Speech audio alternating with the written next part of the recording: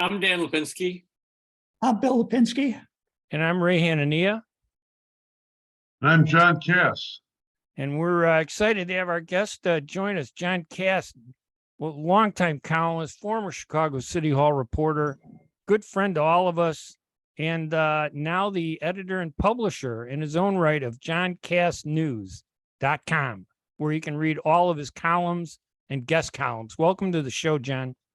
Thanks, Ray. Welcome, and welcome to John Kass News again. Tomorrow you'll be be writing about the demise of the Reagan Democrats.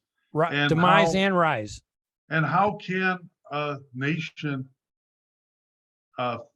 exist without a center? I don't know. That's right. We need a center in this country, don't we? I can't wait to learn how they're going to rise again. So our first topic, we wanted to kind of look at the aftermath, not the results of the election, but what did it do to Republican and Democratic politics? Obviously, the Republicans didn't do as great as everybody was, forecasting. And then how does that impact the upcoming presidential election? Bill, you want to start? I'll be happy to go first. Yes, it was a very big disappointment for the Republicans. Fortunately for them, they did capture the House of Representatives. I don't know what they'll be able to do other than block some of Joe Biden's legislation, perhaps, which could be a very good thing. But they certainly won't be able to initiate anything with the few vote majority that they have in the House of Representatives. But I want to just go back to the election day itself one more time. I still firmly believe the reason that the Republicans did so poorly was the fact that, as my son Dan has said many times, the American people don't like either one of the two parties at the present time. That was number one. Number two, a lot of people, a lot of moderate Republicans, a lot of independents don't like former President Trump. Former President Trump stuck the Republican Party with a lot of very, very poor candidates, unfortunately. We've already, before we started this program, talked about Dr. Oz, but we won't go through the list of casualties the Republicans had because of Donald Trump's meddling in the primary. We also have to remember all the money that the Democrats spent to get these inferior candidates on the ballot for the Republicans. I don't know what the number was, but it was an awful lot of money. And then last but not least, the abortion issue. Democrats went very hard on abortion. The Republicans, after finally getting that passed by the Supreme Court, the rejection of Roe v. Wade, did nothing. They didn't defend it. They said nothing about it. They ran away from the issue. Those, to me, are all the reasons that the Republicans did so poorly. Who's up next, Ray? Dan, what do you think? What happened to our special guest going first? We'll get him. We're going to get him. We're just making him listen to us a little bit. He's the big shot now. I want to be gracious before I Bigfoot all of you guys. Yeah, that's what I'm afraid of. That's why don't you put now? I read his site. I read his website now more than I used to read the Chicago Tribune. So say la vie to them. Go ahead, Dan. All right, going forward, questions. What is the Republican Party now? I think that's a big question for Republicans. Whoever the Speaker of the House is going to be, I have my doubts Kevin McCarthy is going to get the votes. Whoever it's going to be will be able to do absolutely nothing. The only thing what needs to be done, Republicans are hoping that Democrats pass a debt ceiling increase in lame duck. That looks less likely. They're hoping the Democrats would do that so they didn't have to deal with it, because a lot of House Republicans will never vote for it. We'll see how that crisis gets averted or not.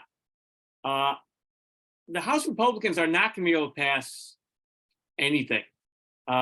So the Senate will try to pass bills to try to set up the 2024 election and say, we passed these, Democrats want these things, Republicans don't. We need to reelect a Democratic president, and elect a Democratic House, and the Senate will just keep putting more of these judges in the federal courts, hopefully not a Supreme Court justice added on. And so we're all going to be looking, unfortunately, as Washington does nothing, looking at 2024, and what's Donald Trump what's gonna wind up with Donald Trump is I'm waiting for John to tell us what's going to happen with Donald Trump now that he's running. Is Biden really going to be the candidate in 2024? Democrats can't dump him. He's going to have to, either do it himself or unless something very obvious happens that he can't really continue on or run again. So those are going to be the big questions as we move forward. I see the campaign going, Fetterman is the better man for president. John, what do you think? Lurch for president? Lurch. Yeah. Hey, he's popular, Lurch. Was a Hey, good guy. first I have to report, and I don't know if we've gone into it because I didn't know when we were on live or not, but the Tribune just called me. Uh-oh. And Lawsuit? it was like, Mr. Kass, can you take a call from the Tribune? And immediately I thought, oh my God, it's my old friends. And they're calling to apologize and say, would you please come back? But it wasn't. It was a nice lady who said, nice woman who said, would you like a free copy of Sunday's newspaper? And I said, no, thank you. You're too polite, John. I said I said a few choice words, but it's no good at beating her up. What did she do? She's just following orders. She's the phone banker. Like as Ray Hanania said, a respectable fish wouldn't want to be wrapped in that paper. Anyway, That's true. I'm looking at a cartoon drawn or sent to me by a mutual friend of all of us, but he doesn't like to be mentioned in newspapers, so I'm just going to call him the wise man. Okay, and the wise man sends me the cartoon is of Joe Biden, very skinny legs, running around like a course, like a track, with his hands up in the air, and he says, "We lost the House, and most voters disapprove of my job performance. Yay!" That's a victory lap. So, who knows what's going to happen in the next 2 years with respect to Donald Trump and the Florida Governor DeSantis and anyone else. Get out there, campaign. Let's see what you got. And the more the merrier, and let the people decide. I know that's a radical idea, but. I get the sense, right now that the Republicans who don't want Trump all are getting behind DeSantis, even though DeSantis really hasn't had that much of an opportunity to people don't really know who Ron DeSantis is. He's looked great to Republicans over the last couple of years as the governor of Florida over the last 4 years. But I'm with you, John. I think the Republicans really need to take a look at all the possible candidates. It seems like here we are 2 years before the election, more than a year before primary start, and already it's Trump or DeSantis. Who's your choice? And I don't think that's going to do the Republicans any good. 2 years to go, and let's enjoy it, And Biden is like a double whammy of Gerald Ford getting hit by twice as many golf balls, walking around, and yet the Republicans still couldn't make the headway that they normally might have. What happened to them? Biden led the Democrats to victory on Tuesday, made him assured to be their presidential candidate. They can't get rid of him now. How can they? My question about DeSantis is, can he stand up to Donald Trump in a primary? Can any Republican stand up to Donald Trump? I think so. Yeah. I think so. I think what hurt Donald Trump in the minutes right before the election was his suggestion that he would drop a dime like almost blackmailing DeSantis, saying, I know stuff that even his wife doesn't know. Now, that's the kind of thing that you might say to someone if you want to muscle them out of a race in private. You don't say that publicly on the record, so that all the people can see, because it makes you look kind of creepy and, despicable. That's been his problem the whole time. That conversation with that kid Bush on that celebrity TV program, the quote that got out, he tends to say stuff that hurts him all the time. Yeah, He got right. great policies. He just can't focus on them. But Right, what about all the candidates he backed? It looked like a lot of them lost. What was that about? Was it him? Oz lost, didn't he? Yeah. Yes, he did. Who else lost? Who were the others that lost? There was a whole group, a slew of congressional candidates he supported. His candidate for governor in Arizona lost. Carrie Lake, yeah. I mean, she was had been on TV for a number of years, an attractive woman, very articulate. If she didn't go all overboard for Trump, I think she would have won that race. And she might have been able to, even help out the Senate candidate, although he was a rather poor candidate. The guy But he was would have been better in a better position had not Mitch McConnell wasted a lot of money in Alaska between two Republicans. Maybe Mitch McConnell could have spent some money on Blake Masters, right? Well, I don't think Mitch was interested in seeing that any of that Donald Trump's candidates got elected, quite frankly. I think he's happy they all went down the drain. Right, and he's the target. Now that he's out there, Mitch McConnell is the representative of what I used to call back in the day, the combine, but nationally. He's the combine turtleneck and cocaine Mitch and all that with the wife, all that about shipping lanes and China and everything. All that is out there. Well, the only thing good about this election, right, is that the Senate can pass all of Joe Biden's nominees, right? If they could, if there's a vacancy on the Supreme Court, can't they drive that through with that one extra vote they have now?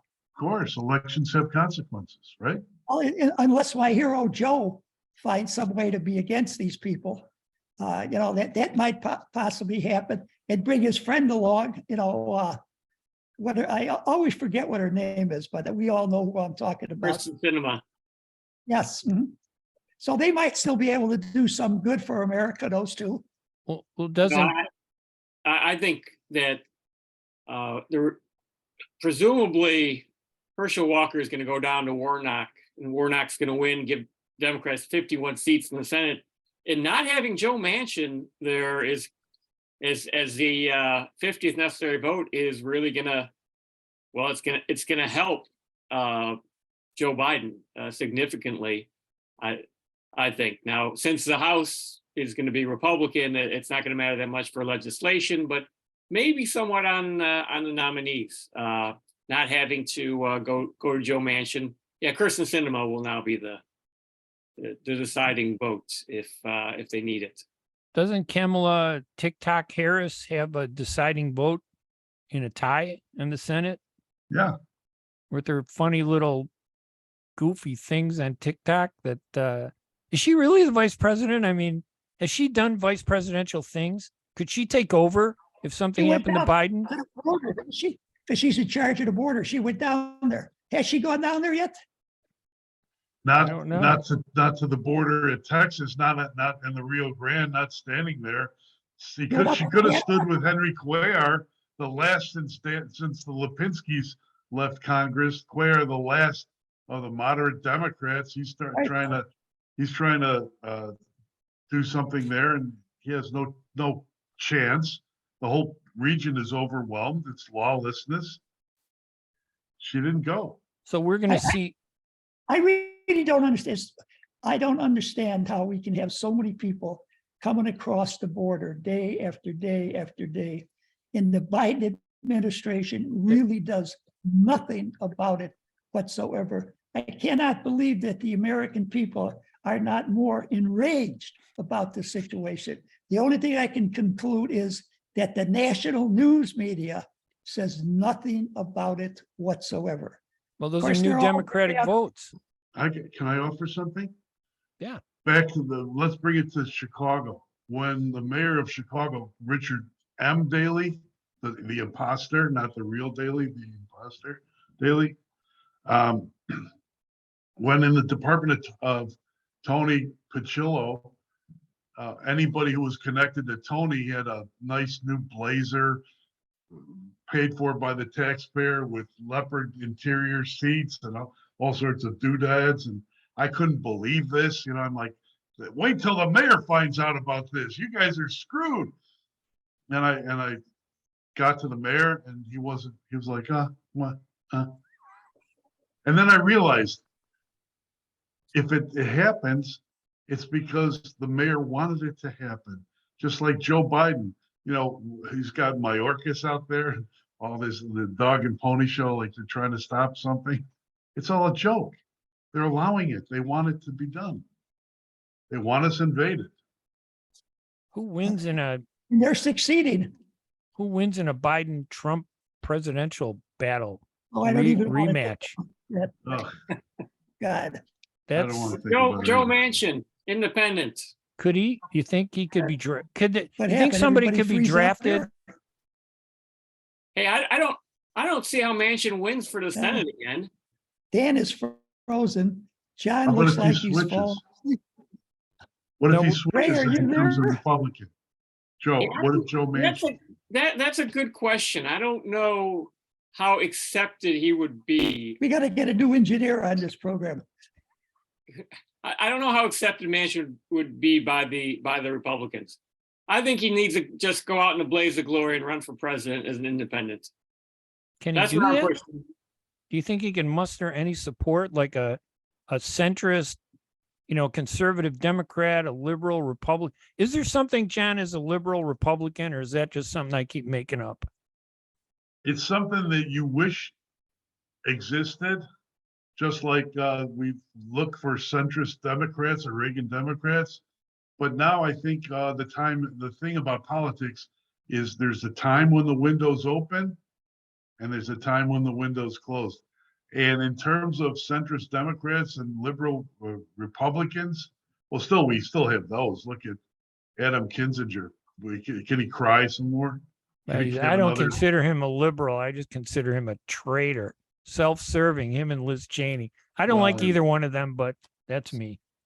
Anyway, There's no anyway. You can say what you want. It's all right. I'm sorry that he cried. Republican was Henry Lodge. I Henry- didn't hear you. Get the Henry- engineer going. No, it's Bill, your internet, I think, but it's good. We can hear you. So go ahead, Bill. You can hear me? Okay. No, I Yes. just said the last liberal Republican was Henry Cabot Lodge. That's all. Wow, I'm sure all you people remember him well. I do. Good. How popular was he at the time, or was he criticized by the Republican Party? No, he was very popular. He was one of the leaders in the Senate. And we don't have anything like that though today, right? No, we certainly do not. So But it's like, I think we've beat the national picture into no place over here because none of us really know what's going to happen. How would you like to talk about who the next mayor of Chicago is going to be? Yes. everybody's running. Go ahead, John. Well, Pat Quinn held an announcement today, news conference, that he's not running. Oh, is that right? Oh, Oh man, I missed that. He's not running. Wow. That was something I thought maybe Chewy Garcia might do too. Well, But Chewy's instead, Chewy's thing is when he's asked, what is your financial plan?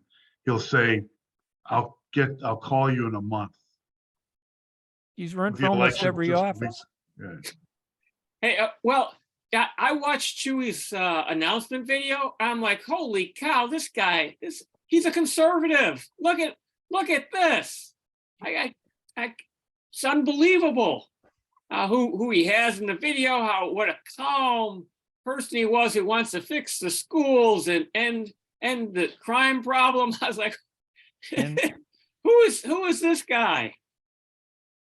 Well, you don't fix the schools. The only way to fix the schools is to push real school choice so that the dollars follow the kids, not the institutions. And the only way to solve crime is to fire David Brown and do something about Kim Foxx and Tony Preckwinkle. And the only one that I see running for office that even brings these two issues up is Paul Vallis. Now, is he too white to run in a city now, in this city? We'll see. How many Well, white candidates do you think will be running for mayor? Well, If as he's- long as Pat Quinn decided not to run, I still think Vallis is in pretty good shape. But I want to say this about Vallis. He might be a terrific mayor. I don't know, but he could possibly be. But he's a terrible campaigner. Somebody that's close to him has got to get to him and tell him he doesn't have to tell us everything that he knows every time he gets an opportunity to speak. In He has minute to learn detail. to be a campaigner. And I have a feeling that John Kass might possibly have some kind of link to Paul Vallis. And if I was advising Paul, John, I would tell him, make my speeches much, much shorter. We know how smart you are. We've heard you say it, talk that way for 20 years now. I want them real short, but I also want to cut my columns down to 850 words. And for some reason, I can't, like when I get to 1,200 words, it starts hurting. I can't get there. Well, you mean Not that cutting I'm down to brilliant. 1,200? John, I completely understand you. Yeah. I want to get to 850, and I think I'm going to do it from now on. After this last Ray Hanania column, where he talks about centrism, I think it'll all be 850 words. Yeah. Like something, a simple issue, like, Lori, did you deliver the pizza? Did you see the news, the commercials of Lori Lightfoot delivering pepperoni? She's Oh, like, yeah. you want pepperoni? And how about 1,000 jobs? It's both lie. Lori, listen to me, Lori. I used to like you. I supported you and gave you a hug at Tom Serafin's party. So listen to me. Your issue is not pepperoni. It's sausage. You brag that your sausage, you had the biggest Italian sausage in the country, in the city, bigger than the Italians. Stay with, don't mix the message. It's confusing to people. Well, she has to get out of the bike path though, with her car when she runs in to pick up her bakery goods also. Yeah. Now, Ray, we weren't in the press room, but can you imagine? Okay, it's 3:00 in the afternoon, and all of a sudden, that story comes over. Lightfoot apologizing for for letting her bodyguards block the way, even though didn't she see the limousine parked in the bike lane? I liked it when we were at City Hall, you and I were feeding on a table of fruits, strawberries that they had out in front of the City Hall press room. And all of a sudden, we both had this feeling there's a presence near us. And we turned around and there was Mayor Daley just kind of moping, like, hey, A lonely guy. Yeah, just by himself, and we looked and we go, you're the mayor. I know. And it's like he's just hanging on us. And it was like, what is wrong with this picture? It was like he wanted to hang out. Like, can I hang out with you guys? Like, your little. It was doing a little brother thing. Right. He was like the little brother and didn't know what to do. We gave him. I think you gave him a strawberry at the time. Maybe that's what started everything. Were either one of you guys there when the real mayor was mayor of Chicago? Olandic? When the real Mayor Daley? No, but I did cut school one day when I was a kid, and I was at Crocs and Britannia's, which is a bookstore that no longer exists. In Water Tower Place? No, I was on Wabash, Okay. and I dropped some cash, like singles. It was like I was shopping, and I dropped a few, and all of a sudden these gleaming Oxfords, showed up in the picture because I was looking down. I was trying, and it was himself. Oh, himself. Oh, And he gives me the crumpled dollar bill and he said, here, son. And I thought, this is Daley and he knows I ditched. That's the first thing I thought. He's Daley and he knows I ditched. He's going to tell my parents, but he didn't. I got to meet Richard J. Daley and Colonel Jack Riley at an event. My first assignment, and then Wow. 4 weeks later, he passed away. What are you going to do? And that was it. My The real very mayor. first assignment. he had a great personality, Richard J. And he had a And- great wife that helped him out very, very much. I'll tell one quick story. My wife, my daughter, my son, and I all went down to after I was elected alderman, the mayor had a little party for all the aldermen. And we all went through the line, being greeted by the mayor. And I went through the line. We didn't mention the names or anything like that. And he said hello and he moved me on. And then all of a sudden I saw his wife poke him in the ribs. And she says, that's the new alderman of the 23rd Ward, Lipinski. And he jumped and ran down and said, oh, Alderman, I was so busy, I didn't recognize you. I'm really sorry about that. He puts his arm around me. We're going to work together. We're going to accomplish a great deal for Chicago. Thank you very much for being here. I see you have a wonderful family. I said, well, thank you very much, Mr. Mayor. Now, could you ever have seen his son do something like that? No, I don't think even if it was important to him, he wouldn't No. do it. no, not Unfortunately, at not. all. Not at all. So we're kind of like in a malaise here in going into the Chicago election. There's Why? no big front runner, is there? Well, don't we have Lori Lightfoot? Yeah, Lori Nobody Lightfoot- wants her though, do they? It's And like don't we have the criminals want her, but do they really have a vote? they want Tony Preckwinkle to protect them with Kim Fox. And Tony Preckwinkle is a big cheese in Chicago now, even though, she lost to Lori because of Ed Burke. Ed Burke splashed up on her and it was over. But I don't see Tony Preckwinkle becoming an issue because the newspapers don't want to touch her. They don't want to mention it. They want to avoid it. They endorsed her and they just want to let it go. Just leave it there. Ray Lopez, I always thought was a great guy, but now with Chuy Garcia in the race, I think it pulls out the rug from him. He could have been the only Hispanic. Maybe it would have given him some vote. And What's he gonna Hispanics do? seem to be breaking away from this, the African American vote. Like they're they want to go in their own direction. Well, why wouldn't they? They're tired of. They were under the Harold Washington when we were at City Hall. They were the little brown brother. They're tired of being the little brown brother because they're eventually going to be dominant, and it's time for them to assert themselves. But the question is, do they go left or right? National level, they're moving more into the Republican Party. Hispanics. But I mean, in Chicago though, they're represented by socialists, atheists. They're just completely people for the most part who don't represent those communities whatsoever. Right. And so, I mean, is that going to change? Is someone going to go into those communities and say, look, these people who are supposedly representing you don't represent your values whatsoever. You want someone different. I'm afraid Chuy. I'm afraid Chuy's the front runner, and Chuy's just going to, if he wins, it's going to be that much harder to shake free from these left wingers who are representing the Hispanics in Chicago and in our area. Is there a way to stop? Is there a way to stop Chuy? Why would he want to shake free when he's one of them?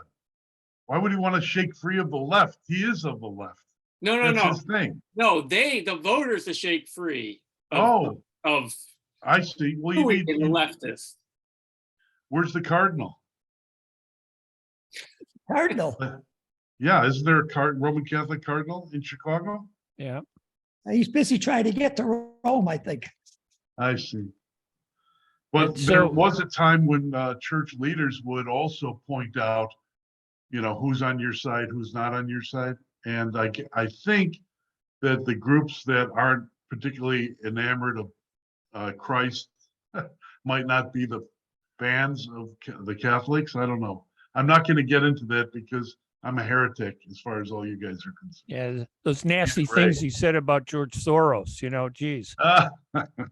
Hey, did you fellas see where one of George Soros's state's attorneys or attorney general, whatever you want to call him, in Philadelphia has been impeached by Yes. the House of Representatives in Pennsylvania, and he'll go on trial in the Senate shortly? That'll Yeah, be I one think more. that's, why couldn't that happen in Illinois? Because we don't have democracy in Illinois. We certainly don't have democracy in Illinois. No. Now, if you read my columns, John, you would have read Yes. about several weeks ago. I talked about no democracy in Illinois anymore. Now the Wall Street Journal is following you. They follow your opinion. Yes, you're absolutely right. They did today. Yes, I was very happy to see that. I'm going to write and congratulate them. Tell them, thank you very much for following my lead. All right. Any final thoughts on any other issues out there that we didn't hammer on or address? Yeah, I'll make a prediction. I believe that Chuy Garcia, unfortunately, will be the next mayor of Chicago. Unfortunately, I like that. That's I think that if Chuy Garcia is the mayor, there would be great pain for the city of Chicago. If the city of Chicago is going to survive, they will push school choice. They will go after the crime issue and isolate Kim Foxx and Tony Preckwinkle. If that's not done, there is no city. Chewy wouldn't do that, would he? Though you think Chewy would go after those? He's not gonna do that. He was Tony Preckwinkle's floor leader when they pushed through that don't deal with ICE bill in that the media ignoring, where a young man named Dennis McCann was killed Right. in Logan Square dragged for a mile on Logan Boulevard by a guy named Saul Chavez, who was an illegal immigrant and was let loose and cut loose. And then he disappears. We should just go to Governor Daddy Warbucks and ask him if he just buy the election, this election too. Why don't we just do that? Get it over with. Why vote? Just pick the guy, buy it, get it done. Dan, any preferences? What do you think? Any final thoughts on the politics of Chicago or anything we missed? Well, I think that Chicago, I don't know. I don't know what hope there is. I like Paul Vallis, but Paul Vallis is a terrible campaigner. And that's not a knock on him. I like Paul because of the way Paul is Paul's and a what good Paul guy. believes. Look, I'm on the board of Empower Illinois, trying to get money for to help these poor kids go to private schools and get them out of these public schools. So I love what Paul Vallis is about, but I don't think he's gonna be able to do it. I'm watching to see what happens with the House of Representatives in Washington with the Republicans there. Who's going to be the speaker? It's going to be very interesting, and I'm actually been talking to some of these Republicans to try to get them to support some changes to the rules to actually stop the speaker from being a dictator in the House, which I think would be helpful to the country. So those are my final thoughts. All right. And of course, you can read Dan Lipinski's columns at danlipinski.com, Bill Lipinski's columns at billlipinski.com, and John Kass's column at johnkassnews.com. I'm Ray Hanania. I'm Bill Lipinski. I'm Dan Lipinski. And I'm John Kass. And this has been Two Guys on Politics. We'll be back next week. Thank you, everybody, for joining us. We appreciate it.